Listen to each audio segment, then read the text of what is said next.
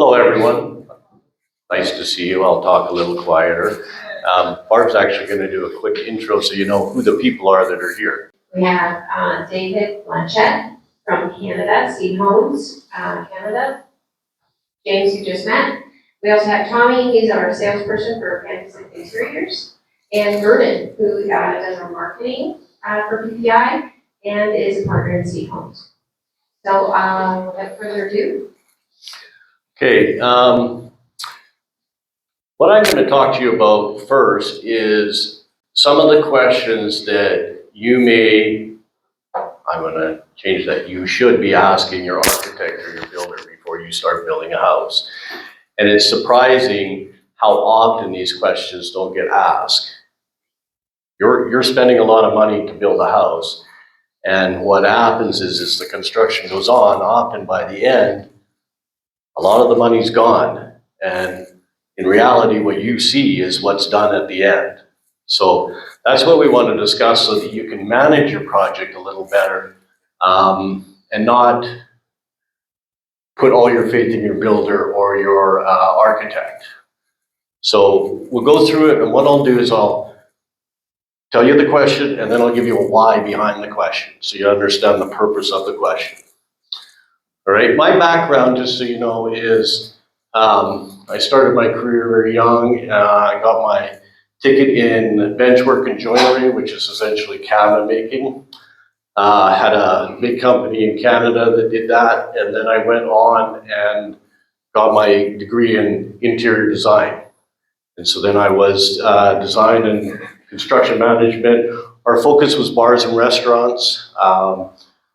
We built from ground up to renovations and all that kind of stuff. So again, this is sort of a combination of what we've experienced down here and then what we know from what we did back in Canada. Go ahead. I'm going to move over to this side so I can see it better. Okay, the very first thing is a detailed budget. I mean, you should have a budget that's telling you everything that is going to be spent on your house. How can they actually do a building project without a detailed budget? But often what you're given is, I can do your house for this much a square meter, with no detail on what's being spent where. And really, you want to know, where is your money going? Is it all going in on the beginning, or is it spread out properly throughout the project? So before you sign a contract, part of that contract should be a detailed budget. And that budget is going to talk to you about cost of your building permits, your foundation, plumbing, electrical, your septic placement. You know, you've got a house you're building, and you know, you have in your mind, after the house is built, I'm going to build a deck and I'm going to do this. Well, if it's on your main septic, cleanout is right where that deck's going to go, you're going to have an issue. You can't put that deck. So something as simple as septic placement. Your roof framing and finishing. How is your roof being framed? How's it being finished? Lockups, so your windows, your exterior doors, and then site cleanup. You know, you don't want to be handed a house that's got a construction site around it, and you know, your builder, your architect is off the job, and you're stuck with cleaning all that up. What do you do with it all? And then your interior finishes. What are they using on your flooring? What's your ceiling material? Electrical, plumbing, in the walls. You know, you want to know where all that stuff's going. I mean, you don't want a kitchen going in and outlets are just placed in crazy places that makes no sense to you at all. Your wall finishes. What is the wall finish? I mean, you've probably all been in different houses here. Some houses have very textured walls, some have smooth walls. You know, it's endless what finishes they can come up with. Your cabinets. What kind of cabinets are you getting? Who's building them? Your countertop material is very important. We'll talk about that a little bit later. Your interior doors, what to expect for your interior doors. And then your fixtures. These are the things you're going to use every day. Your toilets, your sinks, your faucets. That's not detailed. You're going to get what that builder or what that architect decides is right for you. So here's your questions.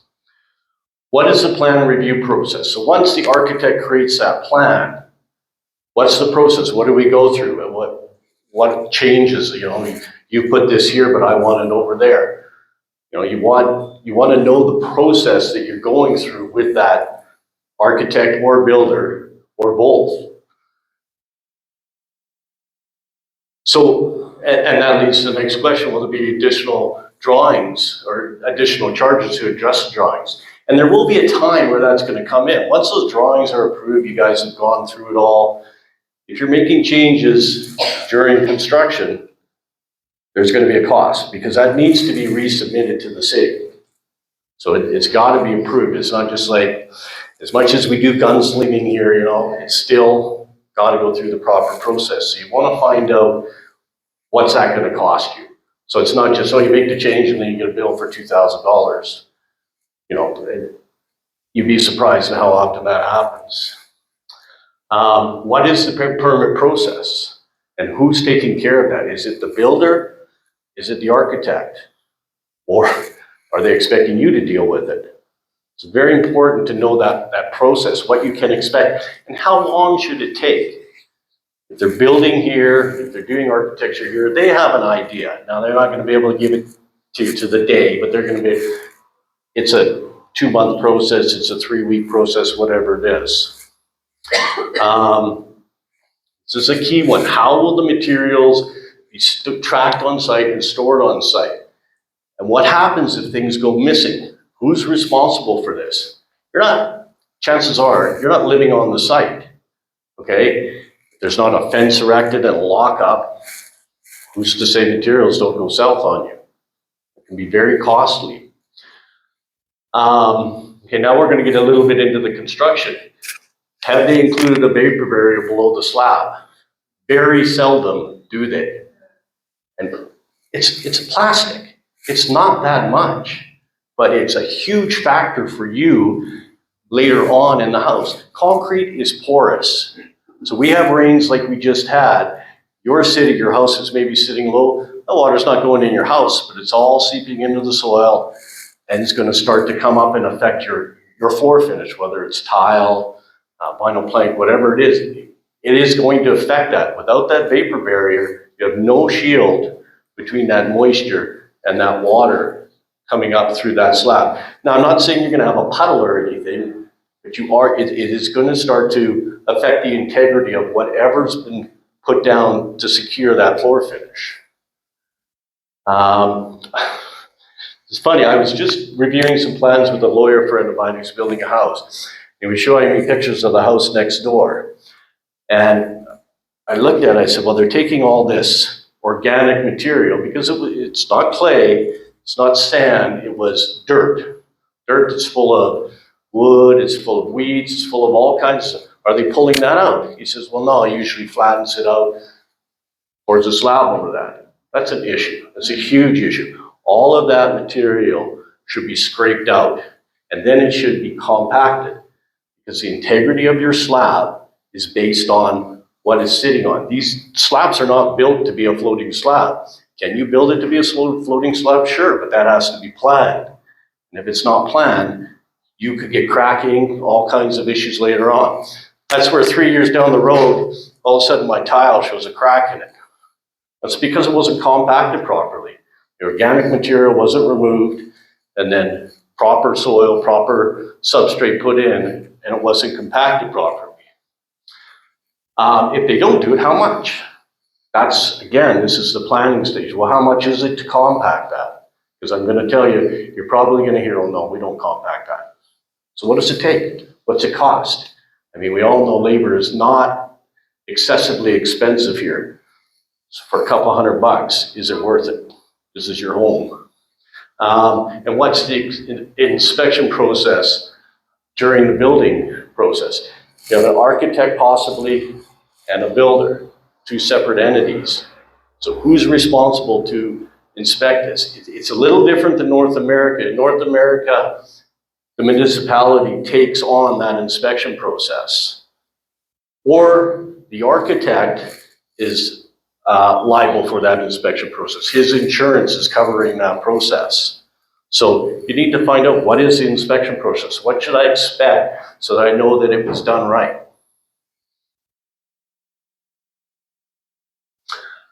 Okay, who is liable for mistakes and rework that needs to be done? Your house is being built and you go in, you're visiting it as the construction is going on, and all of a sudden your 10 by 10 room is 8 by 10. Well, that's not going to work for me. I mean, I wanted a 10 by 10 room for a reason. So who's responsible to adjust that? So you want to be very careful when you're reading that contract. Often the contracts will say size is based on plus or minus 10%. 10% is a lot, okay? So you want to look at that and get clarification. What does that mean? And then if something was done wrong, I'll make mistakes. If it was done wrong, who pays to fix it? And what I'll tell you is, very often it falls on your shoulders because of the way the contract is structured.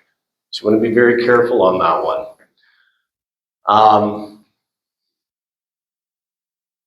Changes by the client will normally be considered an extra. So the more you spend in the planning stage, the more money it's going to save you. You may delay your project an extra month, but that month is going to save you all kinds of money. And mistakes. So the builder makes a mistake, the builder should fix the mistake.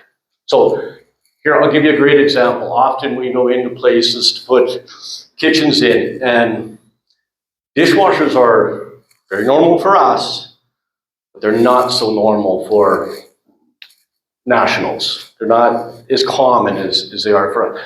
So the builder will look at it, okay, I got a dishwasher here, I need water, electrical for that, I need a drain. They'll put it behind the dishwasher. Well, now that dishwasher has to stick out because it can't go tight to the wall. That plumbing needs to be, and electrical needs to be under the sink or under the cabinet beside it if it's not beside a sink cabinet. So we go in, we look, we say, well, this plumbing's all got to be moved. This electrical's got to be moved. And then the client's going, well, who's going to pay for that? I'm not sure. Let's have a look at your contract. Should be the builder's responsibility. What type of roof has been allowed for? And what's the warranty on the roof? Here's a question I hate, or the comment I hate. Well, it's not if your roof's going to leak, it's when your roof's going to leak. Well, that's ridiculous. It's ridiculous. Your roof should not leak. Okay, if it's done right, you should never have an issue with that roof. Typical 25 years on asphalt shingles. Why should a metal roof leak? So is there a warranty on it? If there's not a warranty on it, at least you're going in eyes wide open. And then you can maybe ask for some additional stuff to make sure it's not going to leak. Simple felt paper underneath the metal roof. Starting at the bottom and overlays. Water gets through that roof, hits the felt paper, that's the point of the felt paper, shoots out. It doesn't leak into your house.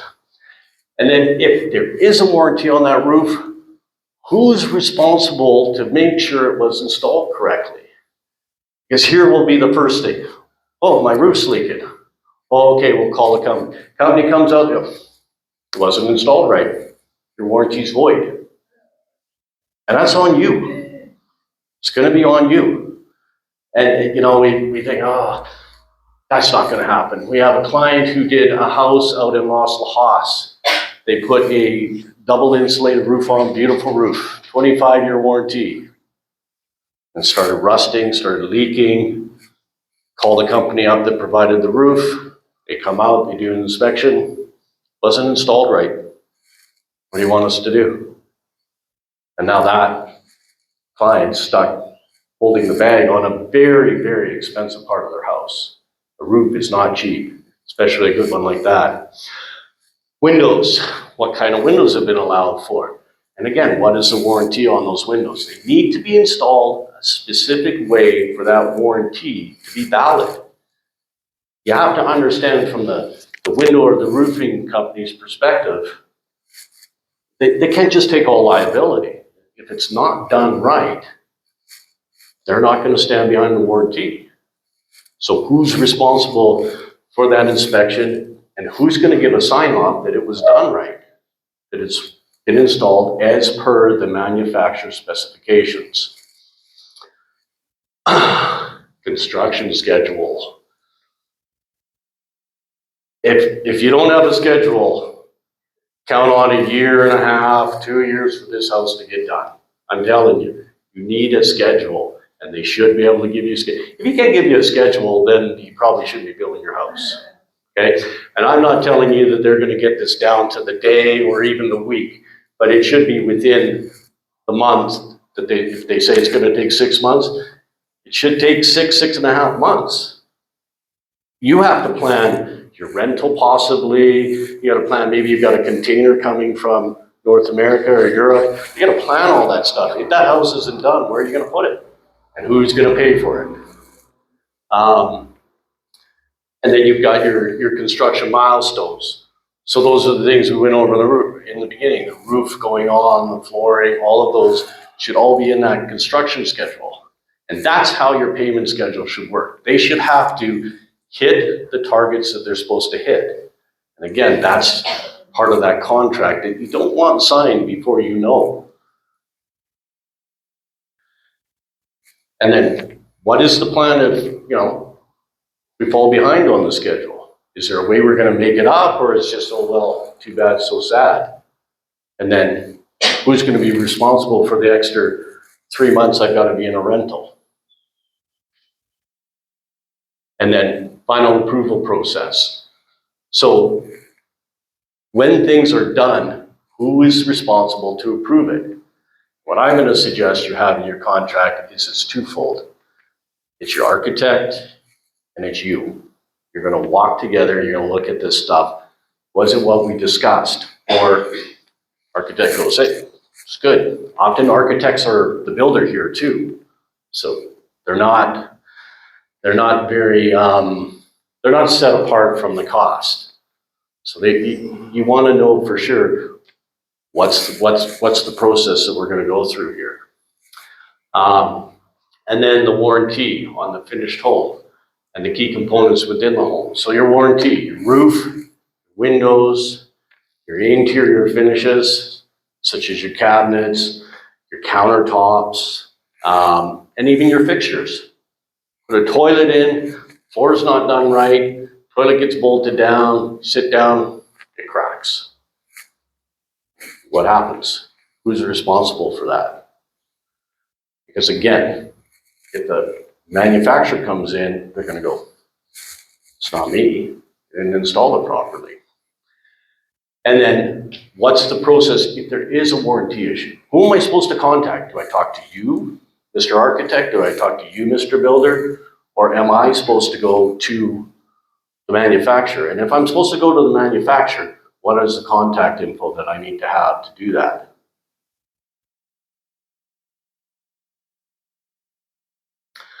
What are the finishes that you can expect for your budget, for the budget provided? So it's great to have a budget, but you really want to know, what am I getting from my budget? Can you provide drawings, samples, and selections?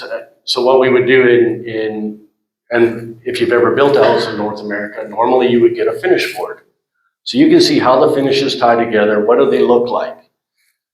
Because what looks good, this sample looks great here, that sample looks great there, that sample looks great there, but do they all come together the way they should? Your flooring, your cabinets, your paint, your countertops, any of your fixturing, you're all white, you like that white and black look, and all of a sudden almond toilets are showing up. Might not be happy.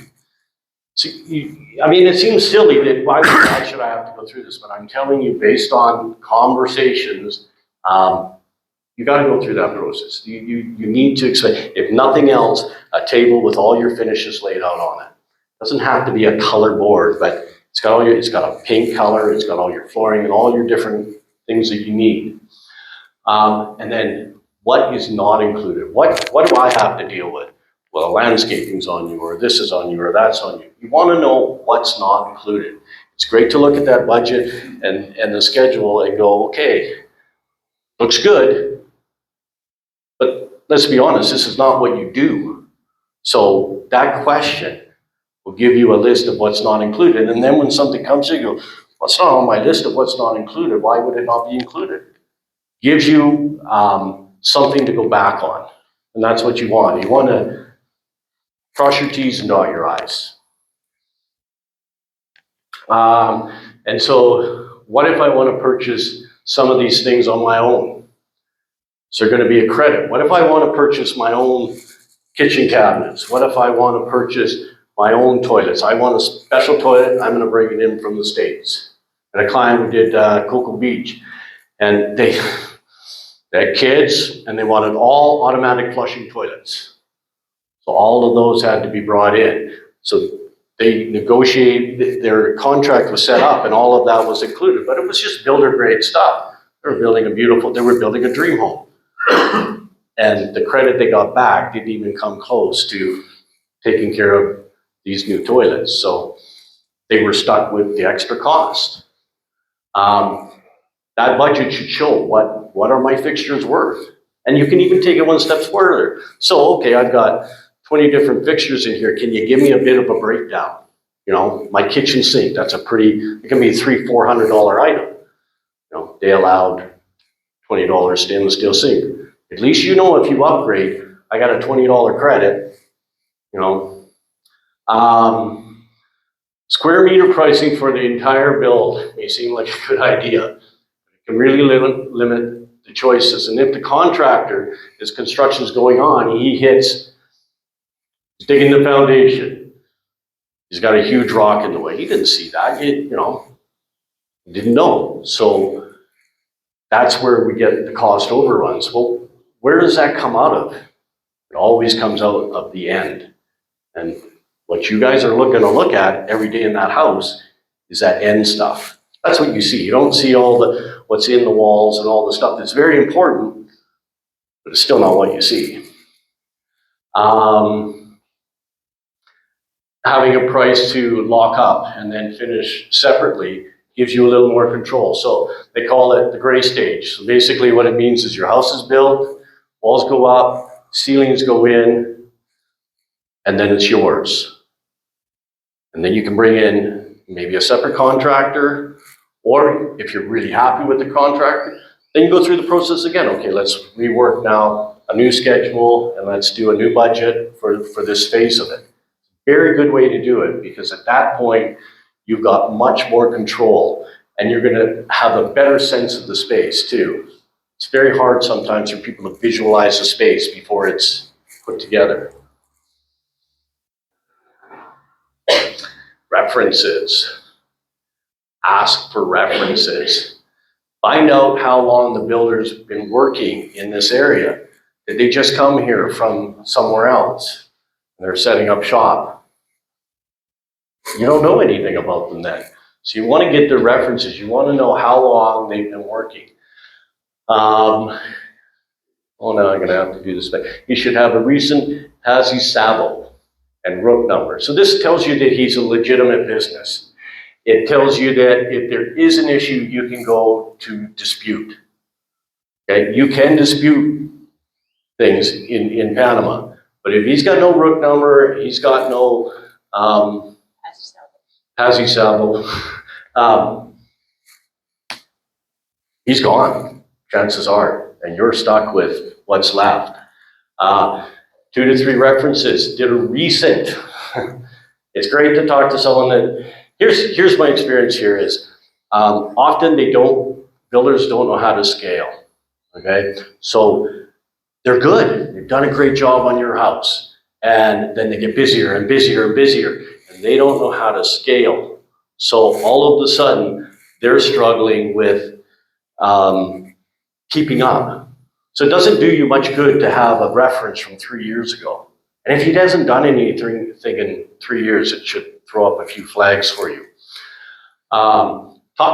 You should have phone numbers, and you should have a name, and you should have the permission from the builder or architect to talk to those people. And they should call them and say, hey, Joe Blow's gonna call you, he's gonna ask some questions, so they're prepared. And you wanna ask great questions. How did it go? What was good, what was bad? How often will your contractor be on site? Who will be in charge of that site daily? Often, contract signed, you've gone through the sale process and God, the guy's a great guy and just love him. It was so easy to, get through this process, great schedule, great this, great that, but then he's not on site. He's got 4 other projects. So who do you go to talk to when you get to site and something's not right? Or your stuff's just lying there, not the way you should think it should be stored. Who are you going to talk to? So you should have a name and number. In my experience, happy clients, yes. So if a client's had a build and it's gone great, they'll be thrilled to talk to you. They're proud of the finished product. Often dream home and this maybe his first build, maybe it's their 10th build. They're very happy to talk about the whole experience, or they're very unhappy to talk about the whole experience. Ask questions about communication, timing, the process, and the final results. So some of the questions we talked about earlier, that's what you want to talk to these people about. Again, my experience here is people are very open and very willing to discuss these things with you, the good and the bad. You're paying for this. And you're paying a lot of money. I understand it's a bit cheaper in Panama than North America, but you're still paying a lot of money. Why would you not want to ask these questions? And why should you not get answers to these questions? And if you don't get answers, you want to find out, well, what's going on here? It's going to save you a lot of frustration and an extra cost at the end. And if any of you have talked to people that have built here, lots of times, that's what you hear. I went through 3 builders to build my house. Because I started with this guy, and then material was going missing, this was happening, that was happening. You want to know up front what's going on. And we've heard many times, more than one builder on a job, more than one architect on a job, because they fired them. We're doing a huge project in Coronado right now, and they're on their 3rd builder and 4th architect, I think. I mean, and this is probably a $1.2 million project. It's a huge house. It's stunning, but it's probably 400,000 over budget now, which is unfortunate. It's drawing out their time to get it all finished. We're going to have all these questions on our website, so you'll be able to pull them off and print them off so you've got them. And Barb's always at the Tuesday market and the Thursday market, or Tommy is. And we're more than happy to look at this stuff for you and help you out. There's no fees for any of that stuff. It's just, we'd like it to be a good experience. It should be a fun experience building a house. It shouldn't be a nightmare, and that's what you want. You want to have an enjoyable experience. Not going to say there's never not going to be any bumps in the road, but bumps in the road don't have to be things that keep you awake. Okay? So that's me, and now David's going to come up and talk to you about a new company that we're in the process of setting up.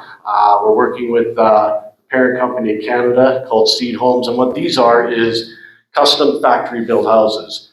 So the house is built in a factory.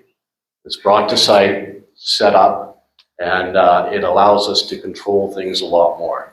So, Thanks, James. Can you hear that? Quarter of the time Working? it takes for a traditional build. Delivered to your site and seamlessly placed on your perfect spot. No mess, no hassle, no delays. From start to finish, everything is taken care of, down to the cabinetry, flooring, bathrooms, kitchen, and every detail you need. Expertly crafted by PPI, the trusted interiors company in Panama. This is the future of home building, offering virtually unlimited designs and unmatched quality. These aren't prefab homes, they're custom crafted for your vision and lifestyle.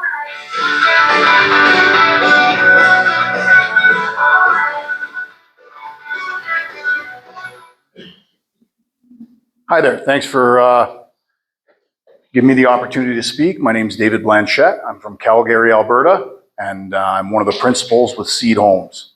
So in Canada, we've been building foldable, just like that little graphic, steel houses for a couple of years now. We've got a few dozen of them in Western Canada, one in Eastern Canada. We ship them all over the world. Go to the next slide. So the way that the vision is, how Seed Homes came to be, I've been working in the oil and gas industry for 30 years, along with two of my partners, Darcy McIntosh and Steve Morgan, building compressor stations. So I don't know what you know about the oil and gas industry, but I've been down to Colorado. There's oil and gas right around Denver, and they build these nice steel buildings on top so you don't see the equipment. You know, they're panelized steel buildings that have insulation on the inside. And one of our friends at a charity event asked us, well, why couldn't you just finish one of those on the inside like a house, and you could, you know, and what would it cost? So we went to work and we developed a product that has a steel substructure. We build it in a factory. We build it to what is called CSA 660 certification. So that translates to meet building code anywhere in North America. There'd be a couple little things that change, but funny thing, when you build a house for snow loads outside of Calgary, Alberta, they're good for earthquakes in California. And everything's made of steel, as long as they're tied somehow mechanically, either welded or with little pieces of steel to your footings. They're not going anywhere. They're not blowing anywhere. They're not getting crushed by snow. I'm learning quickly, built to a much higher standard than a lot of local buildings are. Next slide. You know, so part of the DNA of Seed Homes is giving back. You know, I teach English, teach martial arts to children for free in Latin America and in Canada. You know, Seed gives basically about 4% of our gross revenue back to whatever community is buying houses. So we do a lot of work with Indigenous communities in Northern Canada. They buy 25 homes, they get a house for free. Like it's kind of the bottom line. If you buy 25 houses, I'll give you 26. We believe in giving back, and I see that in the short time that I've been here with the Rotary Club, the Lions Club. You know, it seems that the expats that are down here are doing the same type of thing.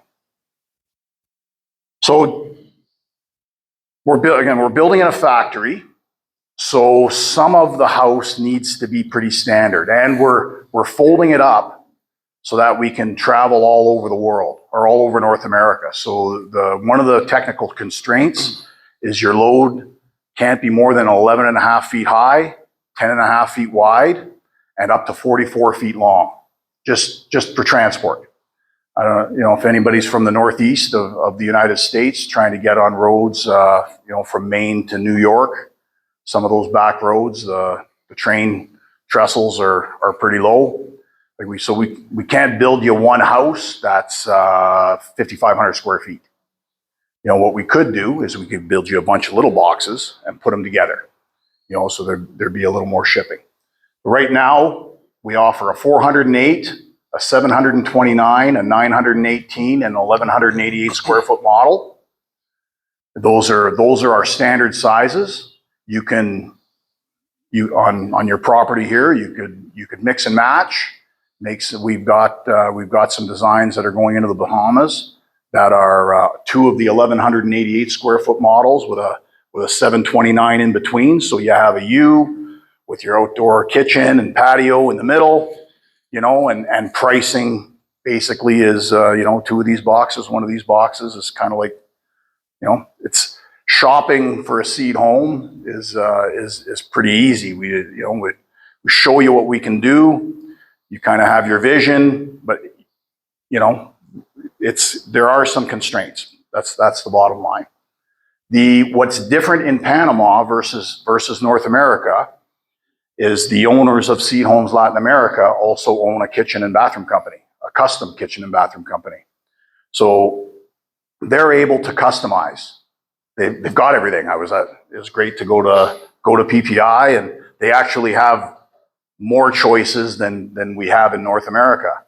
Some of the selling features that we didn't realize when you're building a steel house to go up to Indigenous communities in northern Canada.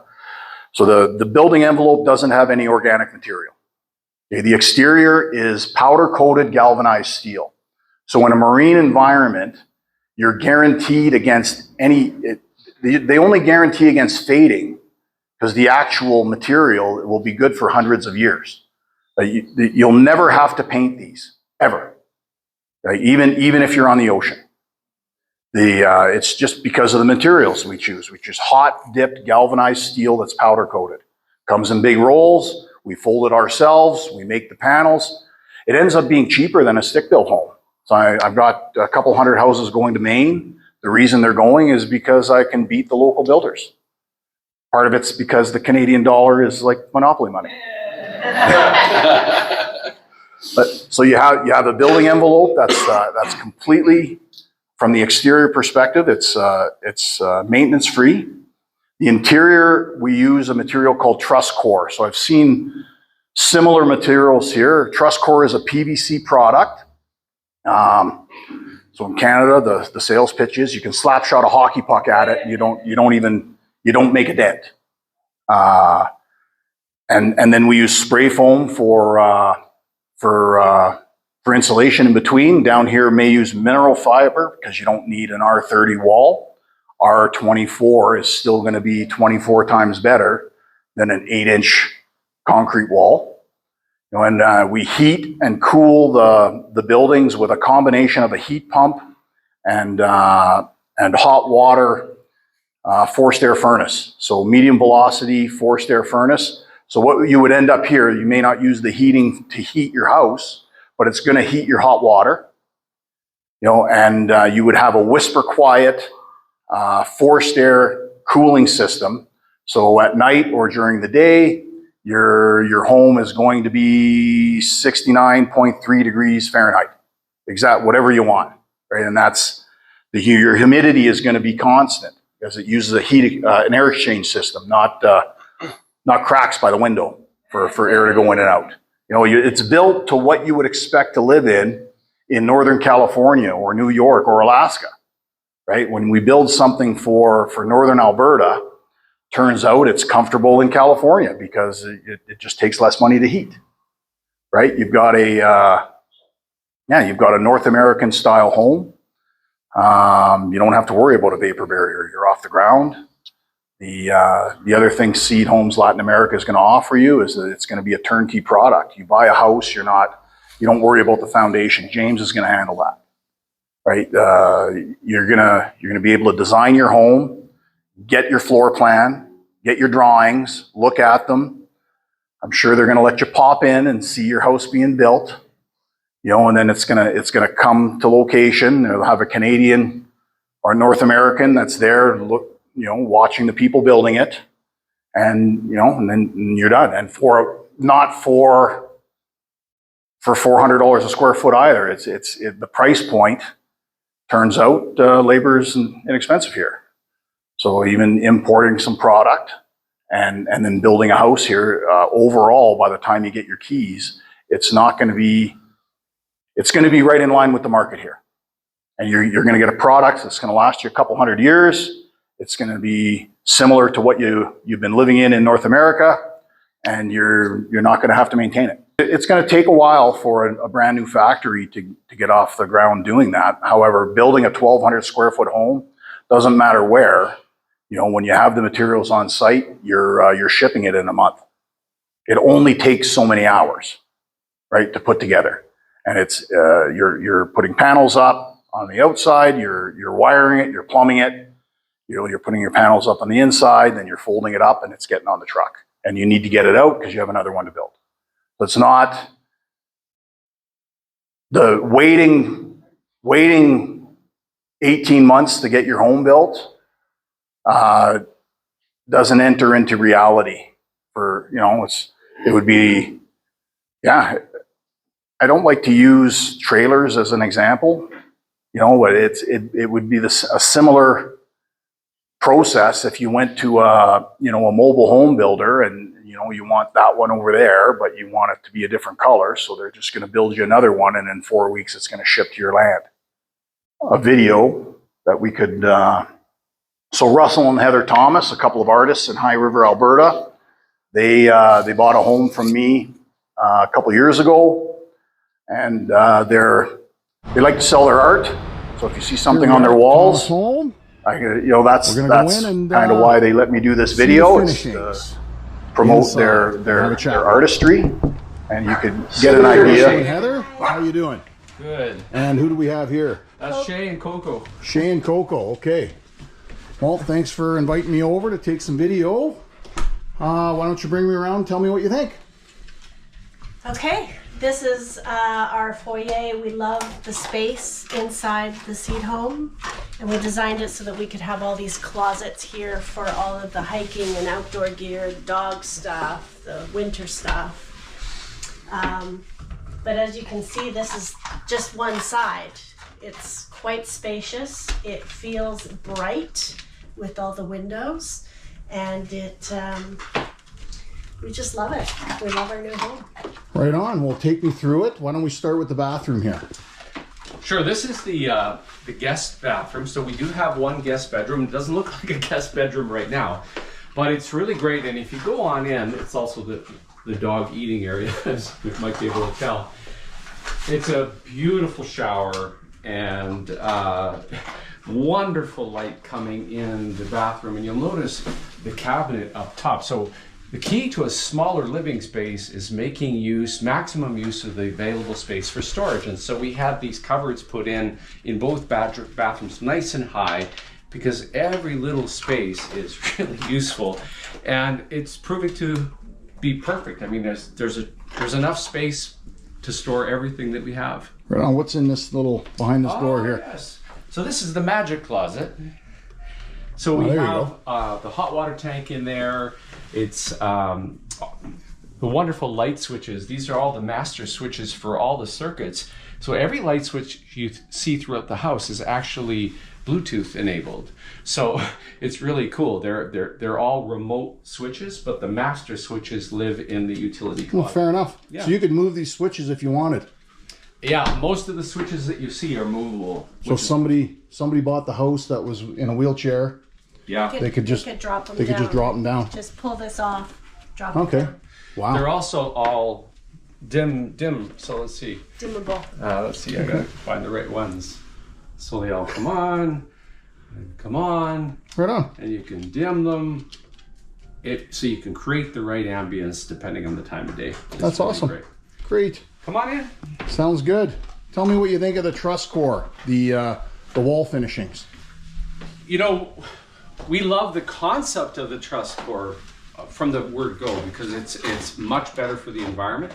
What we didn't know was how we would like it aesthetically. And I think I like it. I'm only going to speak for myself. I like it a lot. It's clean, it's bright, and it's easy to clean. You don't have to paint it. You don't have to do any other finishing on the truss core. You can just wipe it down and it looks same as it did the first day. I see you got lots of art in here. I know you're an artist. So how difficult, like that big painting over there, how hard was that to put on the wall? It's a great question. So it was the first question we asked when we first started talking with Seed Homes about this. How do we hang art on this stuff? Well, if you look, let's use this as an example. We use the 3M hanging system, which is very simple. Oh yeah. It's if you ever need to take this off, you pull this strip out, it leaves no marks, cleans perfectly, but it's strong enough to hold. This is a picture that's behind glass, so it has some weight to it, and it works fantastic. There's no holes, there's no damage, and even with bigger pieces, you can have the right kind of 3M product that can carry the weight. Right on. What do you think of these barn doors? They're very quiet. They're Like they look great. they're wonderful. From a design perspective, they save space because you don't have a swinging door to worry about. Well, and the other thing that we planned for Dave, was that we have a son who is mobility challenged. He walks with a cane, and his partner uses a wheelchair. And so we wanted to have lots of accessibility into the second bedroom or second bathroom so that they could move in and out and have a shower with ease without being hindered by swinging doors. Okay. So we had that planned in the first place. No, that's awesome. Right on. Let's take a walk through here. Tell me about the kitchen. This looks amazing. Kitchen and living room area. Yeah, they call it a galley kitchen, and on paper, we didn't know how it was gonna feel. Would it be cramped? Would it feel? Would we be in each other's way? But it feels wonderful. And they call this a movable island because it's not in place when the home comes. This is actually right over top of the seam for the floor that folds out. So we weren't sure about how big this would feel or how much space there would be in the kitchen, but it's actually perfect. Okay, and the island was an option. Correct. That you added that. That's your design, right? Yes. And an important one. You know, to imagine this kitchen without this, it's a bit harder. And there wouldn't be enough prep space or counter space otherwise. You really like it. We love it. I think it looks great. And then when we have guests, we can just turn and do food prep facing companies, so it makes it easier. Okay. And you purchased a haven, however, you needed to drop 4 feet on it because of the size of your lot, right? correct. Yeah. So then even with 4 feet, even with a 4 foot loss of space, you still end up with a nice little room on this side. Are you happy with your? Yeah, like this is a great little office. Yeah, it's the perfect size for an office or a small bedroom. Okay. And the light is fantastic. The energy is good. Coco? He likes to chew on the blanket. And then this was put up in December, so you're gonna end up building decking around, and Correct, like you still have a lot of landscaping to do. Yeah, we'll have a That's- deck that goes out towards the trees with these two patio doors that open, and it'll just be an outdoor living space Right on. eventually as Why well. don't you show me the other side? Sure. Because I know this was going to be a three bedroom or 2 bedroom plus den. 2 bedroom plus den. Yeah, because you had to drop the Yeah. 4 feet. So this is the passageway, but what's interesting is this piece of art Which hides, is not complete, by the way. no, hides the electrical panel. Okay, yeah, quickly. that's And awesome. this is what the 3M product is. It makes it super easy to put a piece of art up, cover it up, easy to take out if you need to get into your electrical panel. No, that's excellent. Right on. And so this is our guest bedroom, our second bedroom, which is currently storage and Russell's painting area. Okay. Once we have our studio building in place, of course, all of the painting things will move over there, and this will become an actual bedroom. Right on. So then you have enough room here for a second living room. We did. Yeah, this is the TV room, it's the library, it's the comfort space really for us. And the light makes it beautiful Yeah. to sit in here in the morning. So to orient anybody that's watching this, this is east. So this is the morning east light. It's fantastic.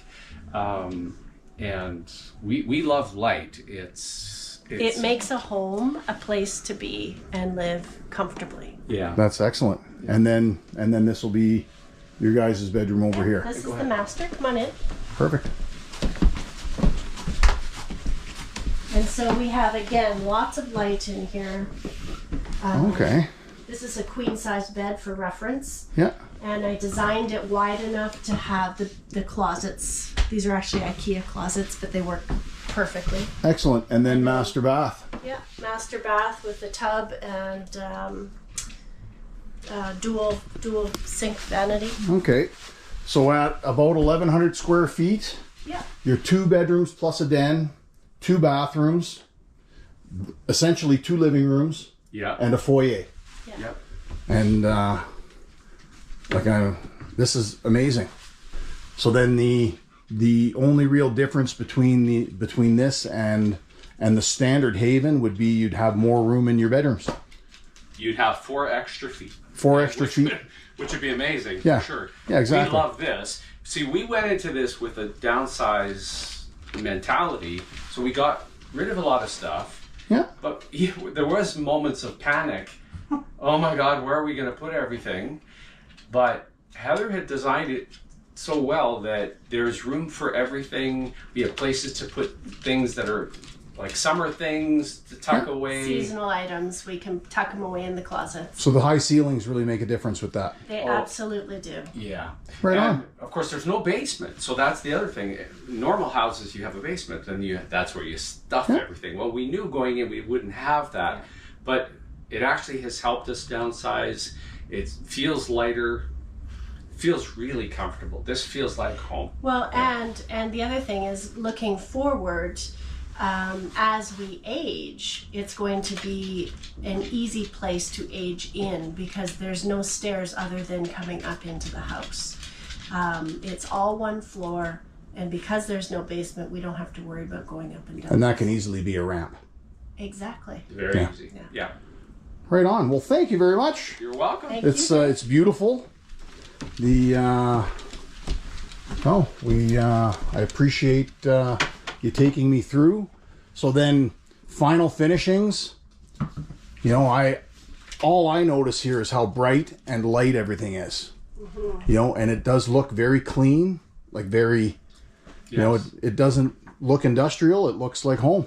It does, and we've chosen we love the light. So, but options for other folks could be inserting blinds in the windows and stuff like that. Or having curtains draped across. Yeah. We also opted for this bamboo wall covering as a feature wall. So that's an option. It is an option, and it adds a bit of warmth to the space because the truss core is more of a cool feeling. So adding the warmth really helped. Excellent. Well, thank you very much. Well, that's inside of a seed home. The floor plan can definitely be customized however you want to do it. That was Russell and Heather's vision. What your vision would be would build it. It would there'd be some things you might run into because the home needs to fold. For instance, putting so your plumbing needs to be in the central utility corridor because PVC pipe doesn't fold well. Little things like that, but but other than that, we've got some pretty custom homes out on the market, and that's about it for me. Thank you. Just going to have a quick talk here about wood cabinets, which you see often here, as opposed to melamine cabinets and natural stone countertops, as opposed to a quartz countertop. Humidity levels here, we all know, are much higher than we're used to in North America. 74 to 82% is the average here. Kilns are very rare in Panama. So when you buy a kitchen in North America and you have wood doors, all of that wood's been kiln dried down to probably about 6 to 8%. And that allows it to maintain its integrity. I've never seen air dried wood get down below 25% here. And we've air dried wood in our shop to do different things, and that's as tight as we can get it. And what humidity does to wood is it expands and contracts it. So wood will move across the grain much more than it'll move lengthwise, but it will move considerably, about 2.5%. So it's quite a bit. And that's why your doors. Yeah, that's why your doors in summertime, dry season, wintertime, I guess, work great.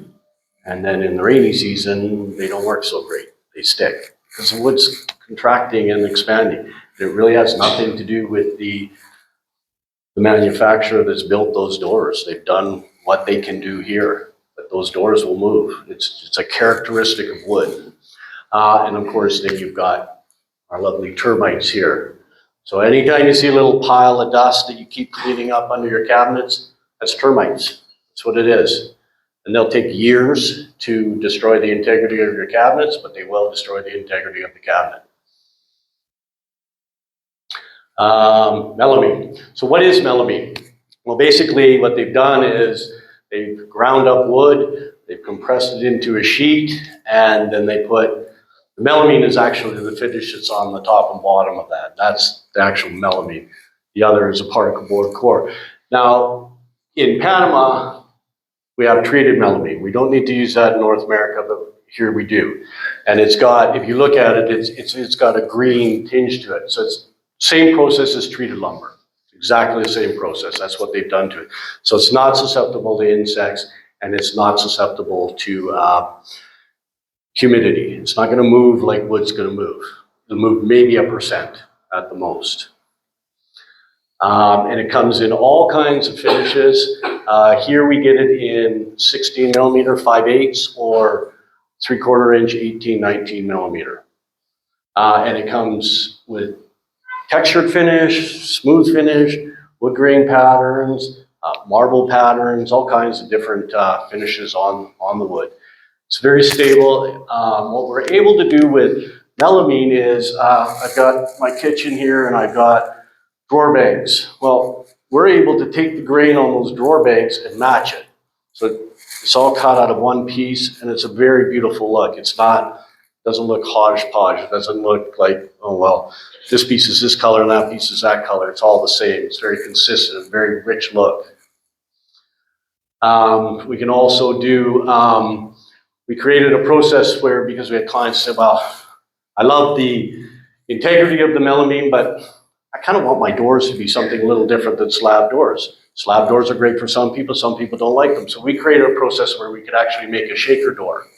So it's a 5-piece door, all made out of melamine. We have CNC technology in our shop, so we could mill it and make a 5-piece door, which looks just like a shaker door in North America. It's smooth on the inside, but on the outside, it's got a recessed panel, and then 4 pieces that make up the outside. We've taken that one step further. They're an expensive door to make. People like the look, but some people didn't have the budget for it, so we've created a 2-piece door now. We've just bought a, we bought a hydraulic press that allows us to press that 2-piece door together and get tight edges, which it looks great when it's all done. What's in there? Countertops. Countertops. So you've got choices in countertops here. There's all kinds of choices. You've got granite, you've got quartz, you've got tile, you've got, in North America, you see laminate countertops a lot, or composite countertops like a Corian or a Formica brand. I'm going to talk about the 2 main ones here, natural stone and quartz. I'm not going to talk about tile because honestly it's very unsanitary. It's a bad option. Granite. Granite's beautiful. There's no doubt about it. It's beautiful. You can find stunning pieces of granite, but it's natural stone. Okay, so it's subject to characteristics or within that slab. In North America, you can go into a stone shop and you can find 6 slabs that are all cut out of the same stone. So now I can make a big feature wall. I can book match. I can do that.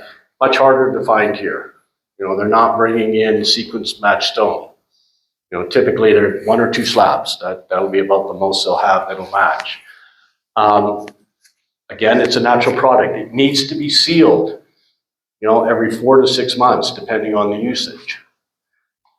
And it's just not something people tend to think about. It's stone, it should be good, but it has to be sealed on a regular basis. That's what keeps it from getting stains and abrasions and stuff.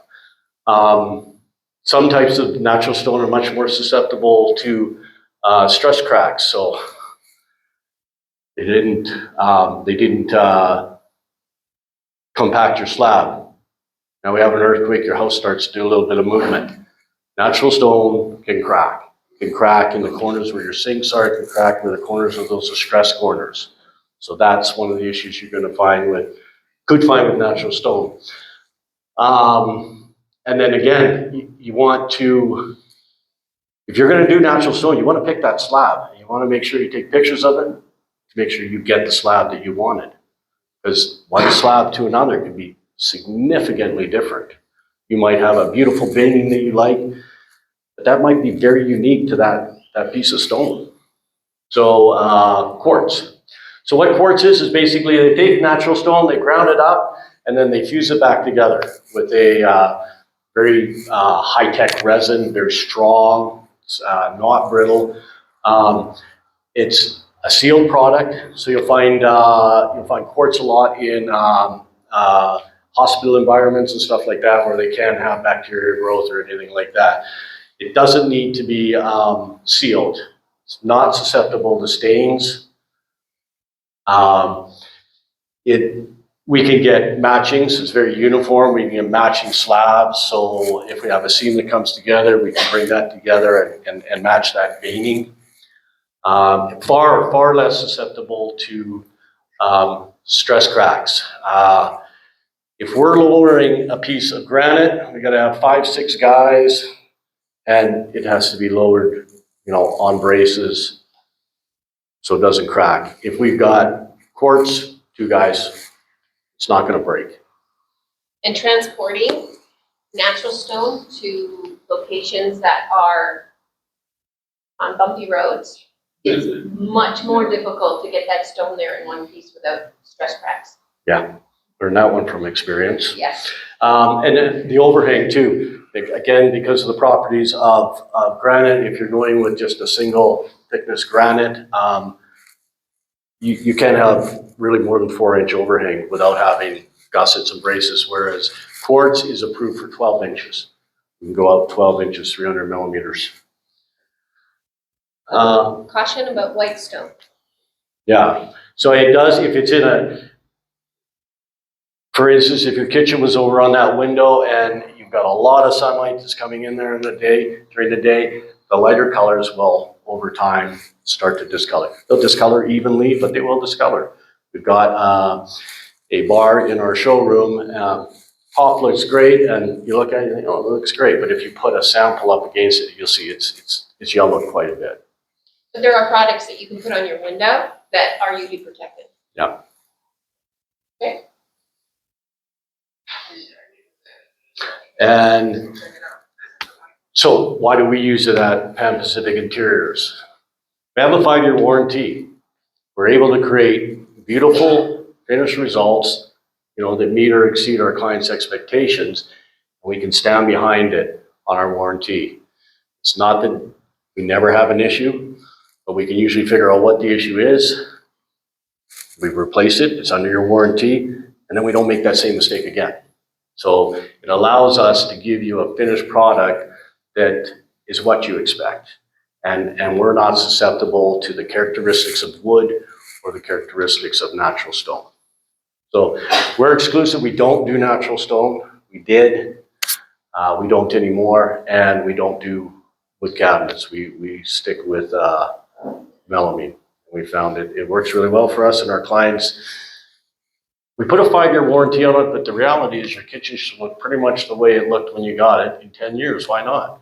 If you wear and tear, but if you take care of it, you don't have kids, it'll probably look pretty good in 10 years. And we do stand behind our warranties. So I think that's it. Questions? They're great in garages too. Yes, they are, for sure. Yeah, they wear really well. So I'm going to bring David back up and Barb, and we're going to field a bunch of questions. Yeah. Okay. I have a question for Steve Holmes. So if you were to purchase one of the Haven, who does the prep for plumbing? Who runs the lines? And for electrical, is that part of the whole package? So in Canada, you'd be on your own. You're buying a house, FOB the factory. Seed Homes Latin America is going to hand you a set of keys. Okay, so they run all of that. It's not nearly as complicated as you think, but if you've never done it, if you've never hooked up electricity, so what you would need is at the footprint of the home, you would need to have your septic done, you'd need to have your water line, and you'd need to have your electrical run. So if you bought a plot of land up there and there's no electricity to it, well, maybe you want to buy an off-grid package. So we have water catchment systems. So you can store water. We have solar. We when the electrical's designed, we can design it to specifically take, like to work with solar panels and batteries. You know, it depends where you are, and like this isn't, you know, townships and, you know, with electricity everywhere. Whatever you have on your property, we just set it up. But if you're in a, So the house will come ready to connect. Okay, so all of the services that are required within the house itself will be in that house.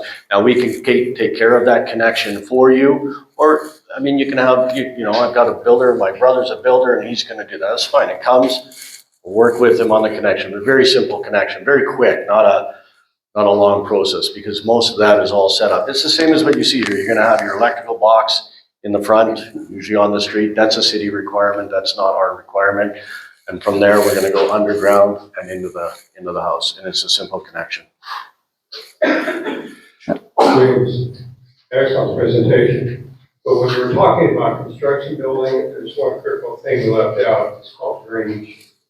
Because of the rain here, you've got to plan drainage around your house, the roof, everything. My home's a little grade.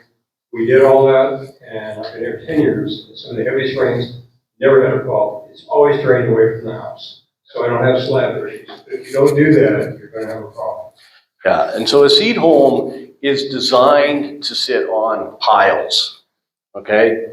Those could be 12 inches, they could be 24 inches, depending on where the house is gonna be. So, again, we can install those, or we're going to make sure that the builder installs those correctly. So they'll support the house, so they are drained around too, okay? We don't have a frost level here, so we don't have to go down 18 or 24 inches or any of that. So that drainage, as John just said, really is important. This is just as important around those footing. So the house will be on piles, and then it'll have a skirting around it. So moisture and stuff that gets underneath, it's not gonna transfer up into the house. Question, maybe I misheard you. You say you built a heat exchange system in the house, or just a heat system? so the heating and cooling system is an integrated heating, cooling, and hot water system. It's one system. So you don't need like split AC units. Because the home is built to North American standards and doesn't have any drafts, there needs to be an air exchange system. Maybe I said heat exchange, I meant air exchange. So it's humidity controlled, climate controlled. You know, I'm sure that there's an option to remove the heating system if you didn't want that component, but that's what heats your hot water. You know, so it's all one system together. So now you're not getting an on-demand hot water here. Like, that's not something separate, and you would have it run on, I guess here would be propane, right? So it's propane or electric? Is that Propane, electric, or natural gas. Yeah, there's no natural gas here. It's pretty common in Alberta. What about the solar systems that you guys sell?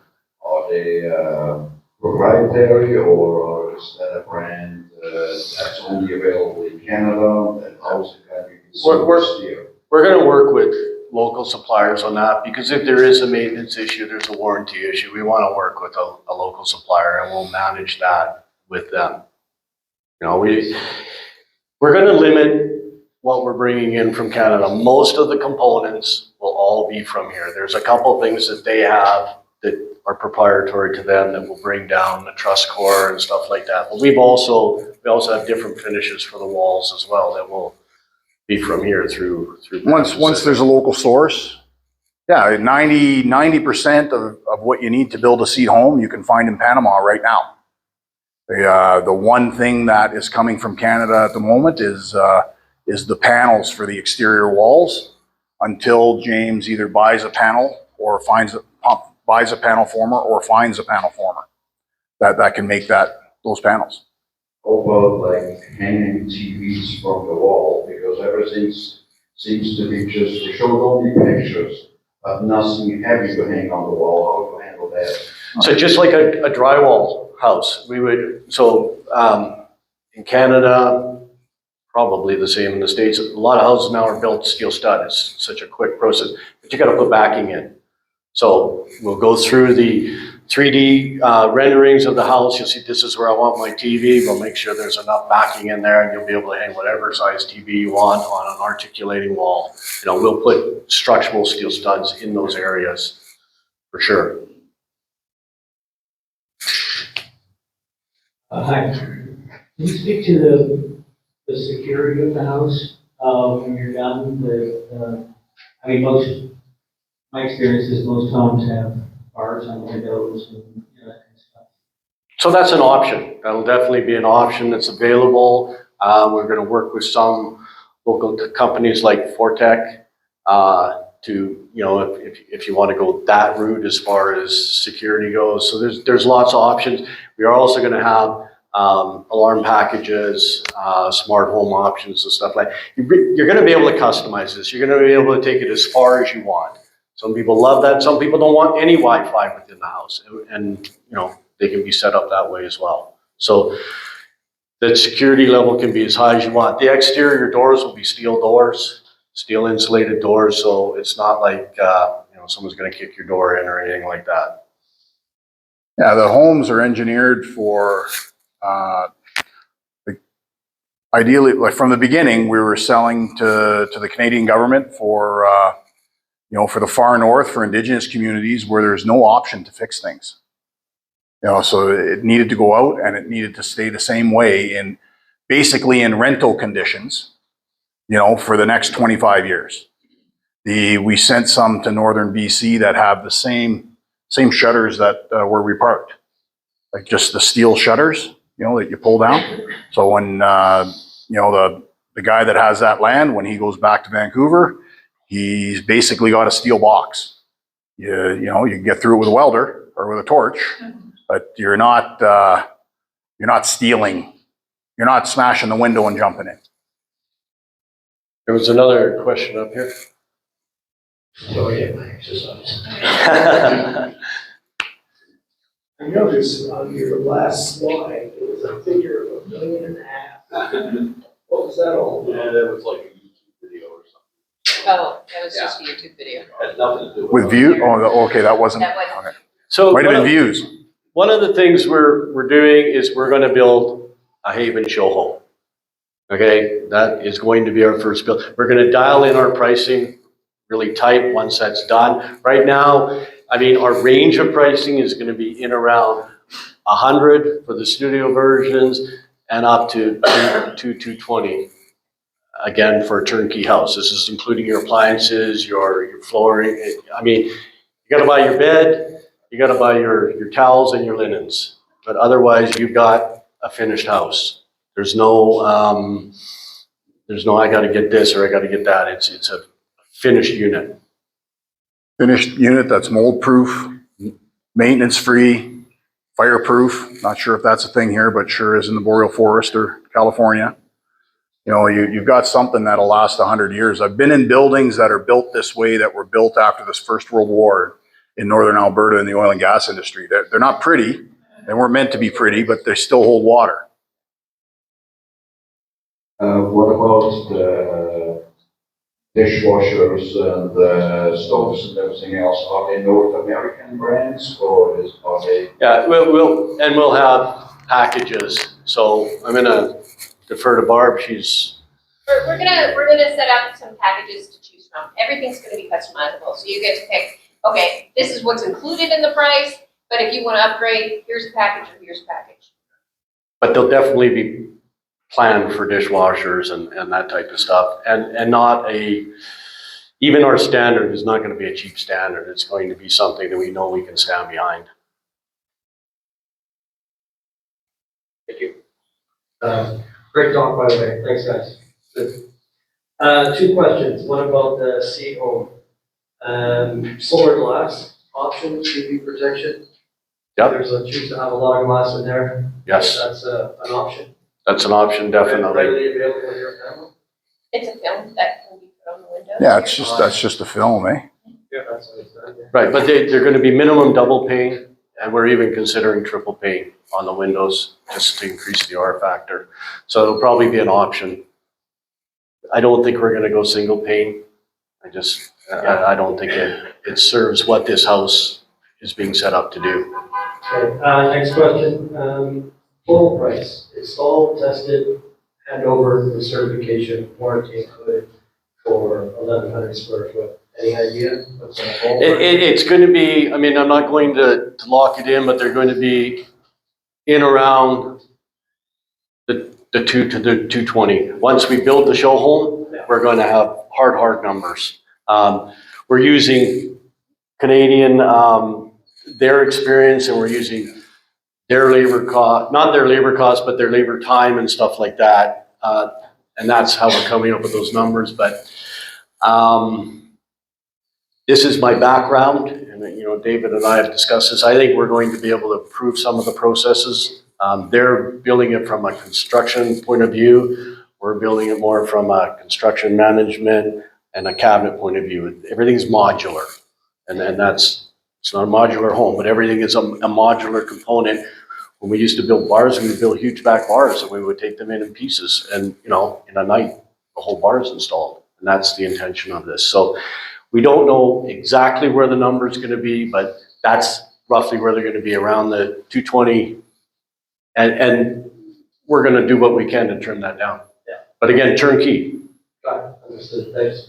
Last question, we were talking about building a house, not a seedling, just a normal house. You're talking about the importance of compacting the land, the ground before you build your structure. Is that done by hand here in Panama, or is it done by machine? It'll be done by machine. Well, it's done right, it's going to be done by machine, a tamper. Right. And so the walls would be in, and they go in with the tamper, and they would tamp all that. No, not a guy on a pole. If that's what you see, it's not. You can't get it compressed enough. And again, that organic soil has to come out, and they got to get, really, it should be gravel and sand in there that your slab goes on. Thank you. Cheers. We have been in business for 10 years, and we have clients that we've done interior builds for all over Panama. And I have clients that will more than happily speak with you anytime and show you their home. They've offered that all over Panama. So as far as the exterior builds, the seed homes, no, but we're going to have a show home first, so you can come and see it. And it will be built to the standards that have been set by the parent company. We cannot deviate. I mean, that's the agreement that I've signed with them. So I have to match their standards, and if you've ever built anything in Canada, or I'll say comparably in California, those standards are very high and very strict. So we're shipping homes to California. California and New York, in my experience, are the toughest jurisdictions in the United States. Wondering where your seed home is going to be built. Our factory is, if you're heading out of David towards the Gualaca turnoff, okay, it's there will be a location set up and stuff. It's Los Lomas. yeah, it's just past past Los Lomas, where the highway divides. There's a huge factory called Techno Metal. It's been vacant since 2020, and that is the factory that we've leased that space. So it's a huge space. It's going to allow us to expand significantly. And that's where they'll be built. And the seed home will be right in front of that factory. Since there is a humidity problem here, you said you put skirting around the seed home. How do you handle the ventilation underneath there? It'll be vented skirting. And is it semi-creature proof?